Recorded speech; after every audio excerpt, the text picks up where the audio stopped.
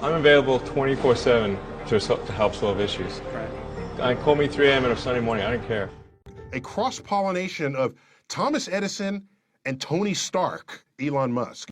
Were you a little naive when you thought I can easily build an electric car and a rocket? I didn't think it would be easy. Like I said, I thought they would probably fail. But you know, like creating a company is almost like having a child. So it's sort of like, how do you say your child should not have food? So once you have the company, you have to feed it and nurse it, and take care of it, even if it ruins you. Yeah.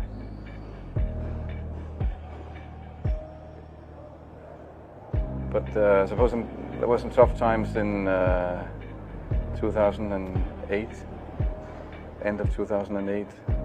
How did you get through that period of crisis? Yeah. Can we just break for a second? Sure, of course. You want to wait a little while? Yeah, I sure hope it was worth it. Sure hope so. Sure hope it was worth it. It's everything.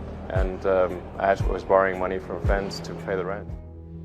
Well, I mean, Tesla really faced a severe threat of death due to the Model 3 production ramp. Essentially, the company was bleeding money like crazy, and just if we didn't solve these problems in a very short period of time, we would die. And it was extremely difficult to solve them. How close to death did you come? Within single-digit weeks. 22 hours a day, or like what? How many I hours? was working, so 7 days a week, sleeping in the factory. I worked in the paint shop, general assembly, body shop.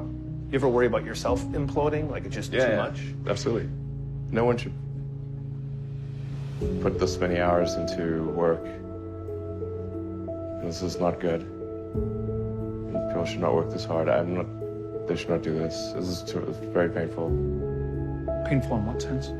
It hurts my brain and my heart. Where do you come up with your best ideas? Are you on vacation, or are you kind of just like in the middle of the night you wake up and start drawing things down? Or You know, sounds really cliche, but like the shower is probably like wake up and go to shower in the morning. And I think actually what's really happened is kind of stuff is percolated in the subconscious. Right. And it's not really occurring in the shower, but you're kind of getting the results of last night's computation, basically. Right. Whatever area that you get into, given that even if you're the best, there's always a chance of failure. So I think it's important that you really like whatever you're doing. If you don't like it, life is too short. I'd say, and also if you like what you're doing, you think about it even when you're not working. I mean, it's something that your mind is drawn to, and if you don't like it, you just really can't make it work, I think. When you had that third failure in a row, did you think, I need to pack this in? Never. Why not? I don't ever give up. I mean, I'd have to be dead or completely incapacitated. Starting a business, I'd say, number one is have a high pain threshold. That's it. There's a friend of mine who's got a good saying, which is that starting a company is like eating glass and staring into the abyss. Okay, that's generally what happens. Because when you first start a company, there's lots of optimism, and things are great. And then, so happiness at first is high. Then you encounter all sorts of issues, and happiness will steadily decline. And then you'll go through a whole world of hurt. And then eventually, if you succeed, and in most cases you will not succeed, and Tesla almost didn't succeed, came very close to failure.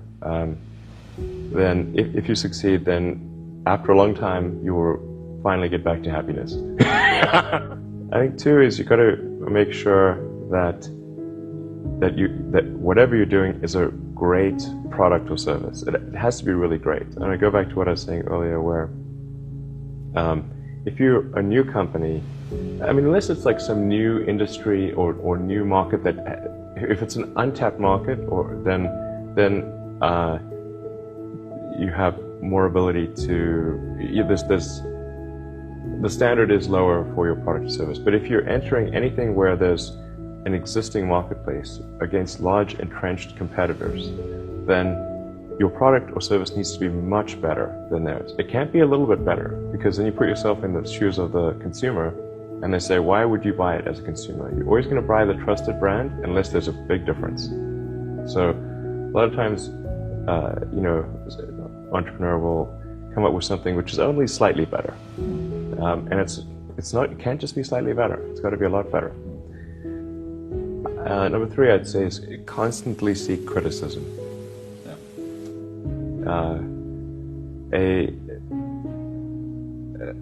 A well thought out critique of whatever you're doing is as valuable as gold.